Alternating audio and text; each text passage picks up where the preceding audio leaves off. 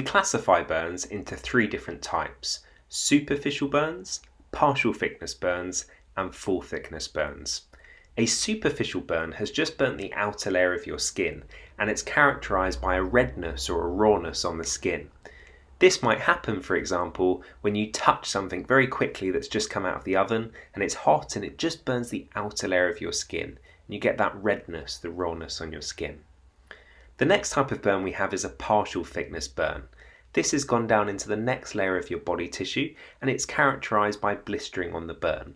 So if you ever get a burn that's got a blister on, it's classed as a partial thickness burn.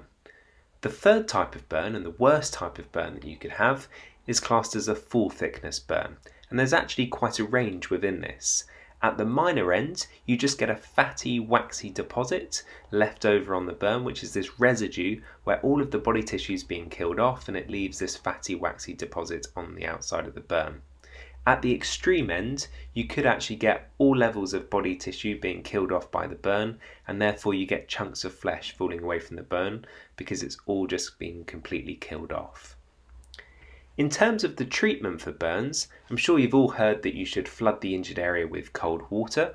It used to be for 10 minutes, but it was upgraded in 2020 to 20 minutes. So we now recommend, if you have a burn, that you run it under cold water for a minimum of 20 minutes to help reduce the scarring impact. Now it does say there cold water.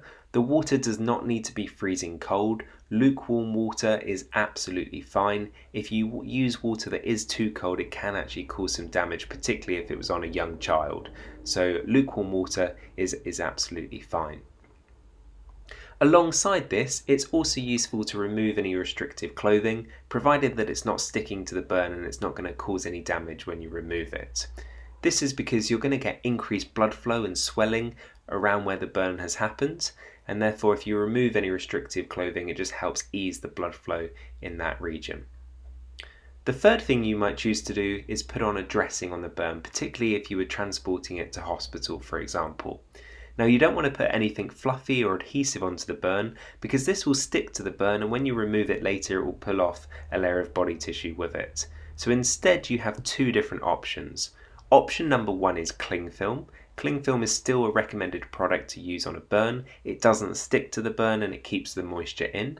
Or alternatively, you could use a specialised burn dressing, as you can see in the images on the right hand side of this slide. These are a sort of saturated foamy fabric that's been specially designed to go inside a burn, and it helps to soothe and cool down that burn when you put it on.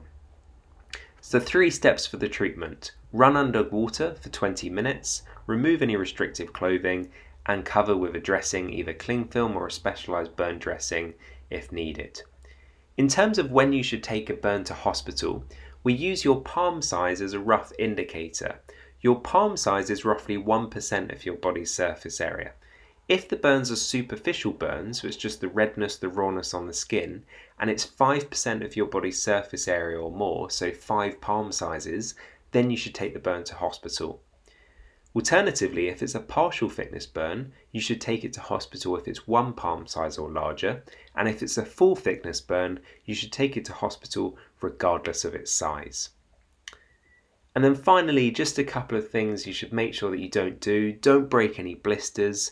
Don't put any fancy lotions, oils or fats on the burn unless they've been specifically designed to go on the burn for first aid purposes.